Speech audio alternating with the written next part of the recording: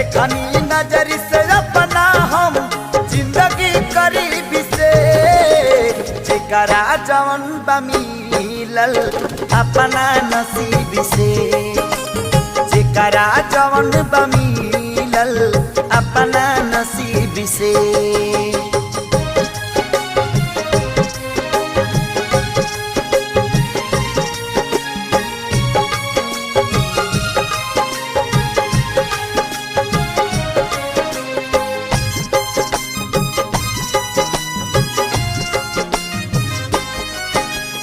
करेला मजदूरी केहू झरियाया केहू पूरी लाजे शरम के छोड़ी तू करेला जी हजूरी। करेला मजदूरी केहू झरियाया केहू पूरी लाजी शरम के